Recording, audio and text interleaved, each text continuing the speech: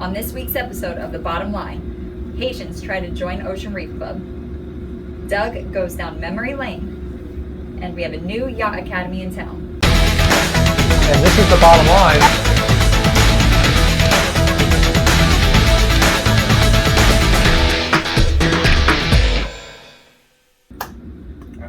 I don't move without the, hey everybody, I'm Doug. That's why I call. Hey everybody, I'm Doug. And I'm Christy. And this is The Bottom Line. Welcome. Welcome. We love you guys. We do. So much. A lot of cool information today. We're getting underway tomorrow if we have another charter. So next week we'll be underway doing the show. But right now we have some groundbreaking news. I'm going to talk about tips in Crew Corner because there's a big blow up about that, how you're supposed to do that. We have some brand new news coming out that's going to be industry changing. So go ahead, let's go, get in it. Well, we're going to start with our sponsors, Marine Data Solutions and Salty Rags Crew Apparel. Marine Data Solutions. I've got 99 problems on board. And the internet's not one of them! And guess what? I know for a fact that Marine Data Solutions has just opened up another factory and they are pumping out the data like you wouldn't believe. Big, huge boxes of like data. This big at least. Look, it's falling from the sky. Data. It's all over. It's all over. They're ready for you. Next. Salty Rags Crew Apparel. What does Salty Rags do for us? They keep us looking fly in our personalized gear for our boats. What boats? Do we own boats? We do. Oh, guess what? Well, sure. They keep her looking fly. They don't keep me looking fly. It doesn't work. But they do Bedding. Do.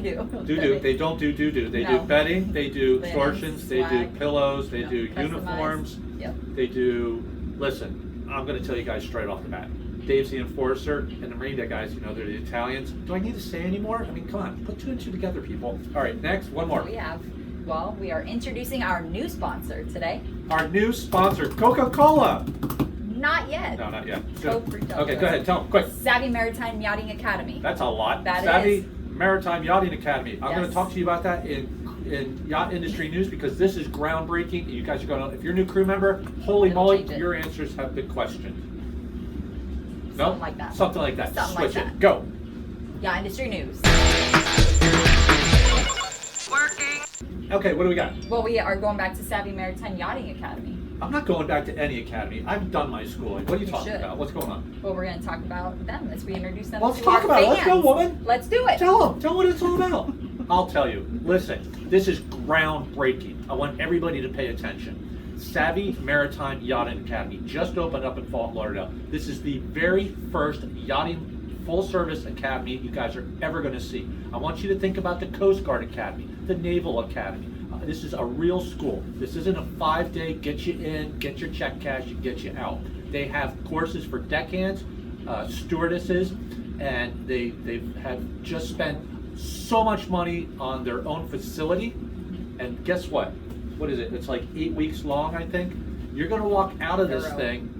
You're going to walk out of this thing with a Savvy Maritime Yachting Academy certificate. You'll be able to get at any boat, show them the certificate, and you're going to get that job. Why? Because if you're a new crew, how do you tie a boat? Oh, I don't know. Oh, new crew, how do I tie the boat up? I don't know what to do on deck. This is a true yachting academy. It's the first in the United States. You guys check it out. There's absolutely no reason why you guys, as new crews, should not be in this academy. I'm going to tell you something else.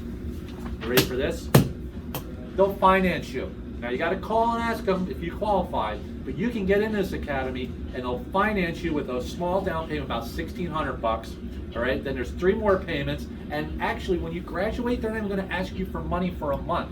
You can literally go to this academy, be smarter than any other deckhand out there, get the job, and now you're getting paid, and you can pay the school back. It's a no freaking brainer. It's a win-win. Why wasn't this in yachting 30 years ago? Way back when. I'm going to tell you what. It's going to be a day when captains see this Savvy Maritime Yachting Academy certificate, and they go, "You're hired. Well, I don't even need to interview you." I mean, this is groundbreaking. We love these guys. I'm so happy that they're our new sponsors. Okay, yes. Next. Well, we had an incident down in Key Largo. Come on, we gotta go. We got a charter. Keep going. Faster. With Haitian immigrants. Oh, okay. So, yeah, it was not good. So a Haitian boat ran aground in the infamous Key Largo channel. Yes. We all know how shallow that is, and he didn't have local knowledge. About 350 People on Haitians were on the boat.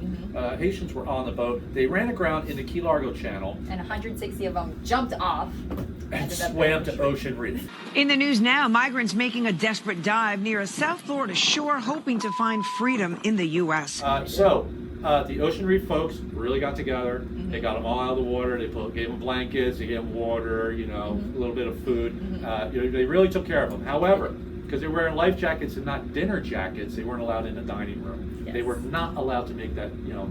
They're very strict. I've been there when my boss was like, "Hey, let's go to the dining room." I don't have a dinner jacket. They will not let you in. So, you Haitians, trust me, you're not the only ones. In other news, on the other side of Ocean Reef, a lot of the locals, residents, heard about this, thought it was a Russian invasion. So they packed up all their jewelry, diamonds, gold, and jumped in their golf carts and made a high-speed run towards the gate to get out. So a flock of them, about 40 golf carts, transiting to the gate at a whopping speed of 13 miles an hour. 13 miles an hour to get back. Had several bruises and accidents. A couple landed in a ditch. The gate guard, who's also retired, did break his hip when he was trying to stop a golf cart shaped like a Rolls Royce when it went through the gate. Screaming, shouting, it was total hysteria. They got them calmed down and put them back in their houses, and after a short nap, everybody was good again. Ready to go. Next, come on, we got a lot to go. Well, we have an extremely beautiful sport fish being. Okay, here's a picture. The 406. Okay, so the biggest sport fisherman in the world is under construction. Yes. Where? In Vollenhoven. Royal Husband. Okay, and Royal Husband is Project. turning it over. So listen, usually when boats are upside down, it's a bad thing, but they built them upside down, so they're turning this over. Largest sport fish on the planet is going to be launched 171 feet long, 52 meters. It's going to have 6 decks. Wow, that's going to be incredible. I don't know how well it's going to be to fish because But it's luxurious. And well, more importantly, I don't know how the crews are going to work out on this, because every sport fishing captain I know is like they run in at 50,000 knots, they back up at high speed, they wash the boat down, and they're sitting in the cockpit having a beer. I mean, it's very famous for the owner's wife who doesn't like sport fishing to go, excuse me, can I get a margarita? I'm on a yacht, and the sport fishing crew go, yeah man, the bar's over there. Yeah, help yourself. I'm drinking. Okay, anyway, congratulations. Next, come on. Way to go, Netherlands. Well, the travel protocols and requirements for the Bahamas have officially changed again. Okay, so listen, we reported this a couple weeks ago. I'm just bringing it up again. You don't need the 5-day test, all right, while you're over there. That's a big change, because you don't have to stop your trip in the middle and go find a testing facility. This changes all the time. So please, if you're going to the Bahamas, check that out. All right, next. Again. Sanctions continue to keep Russian-owned yachts on the run. I am not going to talk about Russian yachts being impounded and taken and stolen and all this other stuff, because it's covered at nauseam all over the news. I'm just going to say it's happening. The sailing yacht A just got taken a couple days ago. I guess the motor yacht A is probably right behind it. Everybody's scattering. If you work on a yacht, I'm going to say this, that's Russian-owned, even if it's not on a sanction list or whatever, it's going to be hard to get money there. You might want to rethink that. Personally, I don't think I'd work on a Russian yacht, even on a good day. You know why? American flag. Georgia, Cuba, American.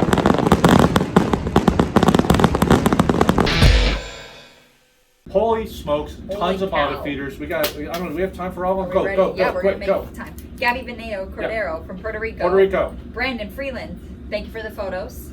Brandon, he's got a Very much for the photos. 160-foot Trinity, I think up the river somewhere. He actually contacted me. He goes, hey, you want to do a walkthrough on the boat? So we're going to be doing that after our charter. Thanks, Brandon. Go ahead. I'll do Chris. Go ahead. Do the other ones. Finbar Garraway just started watching from St. Vincent. St. Vincent. La Realita from the Dominican Republic. DR. Ishmael McCree from St. Vincent. And Grenadines. And Loves the show, by the way. Lewis Go ahead. from Grenada. Grenada. Okay, I'm going to do Chris, okay, and Jeannie. Okay, Chris has been married to Jeannie for 41 years. Okay? Congratulations. Now, guess what? Chris was my boss on the U.S. Coast Guard cutter Dwayne when I was just 17 years old. You put up with it. And he was my boss on deck, and I knew everything. Of course, I they all knew do at that everything. age. And he was so kind to me because he just kind of pushed me in the right direction. I don't know how it turned out. One day I'll be a captain, I'm not sure. Anyway, Fingers Chris crossed. served in the Coast Guard and retired as a chief boatswain's mate. Him and Jeannie have been married for 41 years, and they live in Grand Junction, Colorado. Here's a picture of the ship that we both served on. And I'm just going to tell you, Chris, you know what? There's certain things in life that you remember, and I remember being in the motor lifeboat when we were out in the middle of the ocean with the helicopter landing on the ship, and you let me drive the little 26-footer, and I have a picture of that actually. You trusted him. That right there made me decide I want to be a captain. Okay. Anyway, congratulations on 41 years. Next, go. I feel like that was a moment, Doug. It was a moment. Go. That was a moment. Go. Well, last week we were out celebrating at Yacht, and we ran into Tyson and Andrew. So huge bottom. More shout-outs? That was the last one. Oh, that's right. We went to we went Yeah, crewing we out. went Guys, out. hey, we done the show. Hey, you guys, just like that. thanks for watching. Awesome. Next. What do we got in Crew Corner? Well, we have our sponsor, Crew Haven. I don't even know who these sponsors are you keep bringing up. Well, This one? What's this one do? Let me tell you, they provide housing close to LMC for crew to get rest like the guests. Okay. Crew Haven, not Yacht Haven, Crew Haven. I didn't say that. They rent out the whole house. So if you're doing a Yes. refit at Lauderdale Marine Center, Close by. check them out. Now I'm going to tell you, they're full. And I'm not going to take any credit for that, but I will. Maybe a All little. right. So Jamie, you need to go buy more houses. This is going crazy. Everybody wants to stay with you now. And you know why? I'm going to tell you why.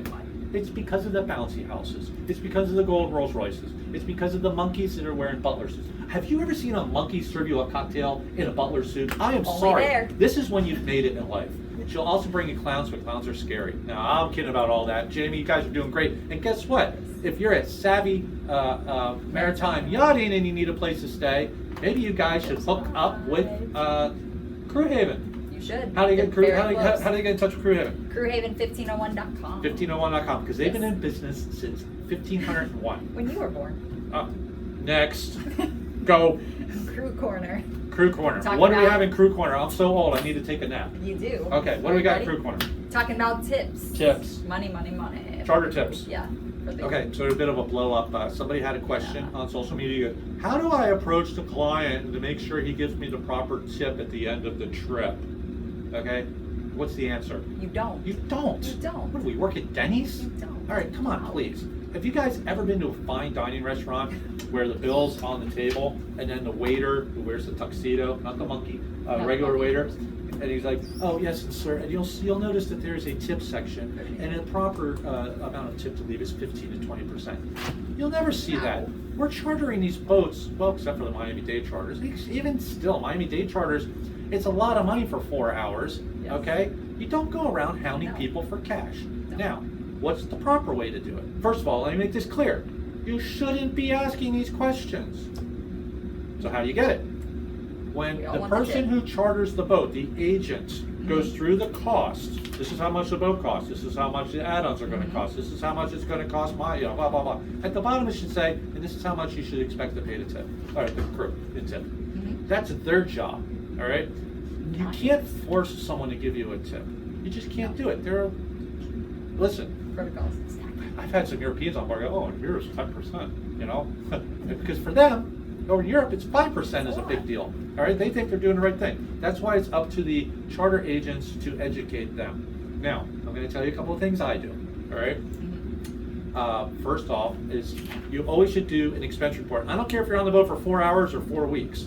If it's a 4-hour trip, it shouldn't be much of an expense report. You should just have a template: fuel, dockage, me, boom, boom. All right. At the bottom, I say tip schedule in little tiny letters. It says 15%, this would be this much, and 20%, this would be this much.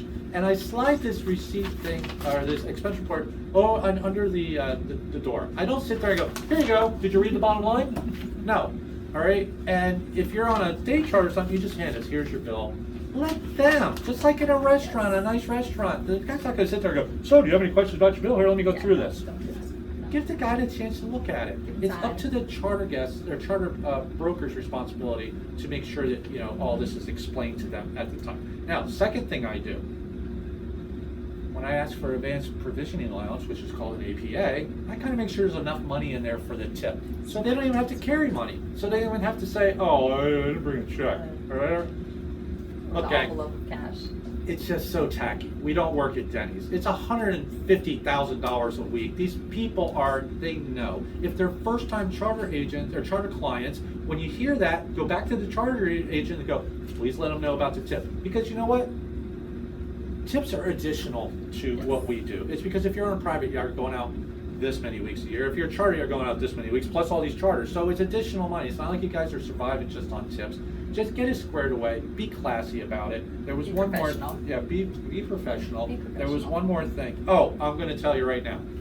We pull down a lot of tips. All right, a percentage. That's just what we do. All right, but every once in a while, you're going to get that one that's low. So what our program is to keep everybody happy. We have a 15% minimum. So that means if some guy tips 12%, we've never hit 12. Our lowest is like 20. Last week was in the 30s. If somebody tips 12 or 13%, my boss, who's the nicest boss on the planet, will supplement the crew to 15%. So we know no matter what, and I don't take it, if that's the case, it's just a crew. They know no matter what they're getting 15%. Rely on providing excellent service to get a good tip, not because it's a requirement of somebody renting your boat. It's that simple. And that's how we run it, and that's why we don't hit 15s. We hit 20s and 25s. Just do the best job you can, and you'll never have to worry about tips. Don't ask them for it. I'm Doug. And wait, we're out. Did I tell you? Yet. No, not yet. No, we're out on charter tomorrow, so we're filming and we'll be back. I think now that's it. That's it. All right, do your thing. Oh wait, I'm Doug. And I'm Christy. And that's the bottom line. For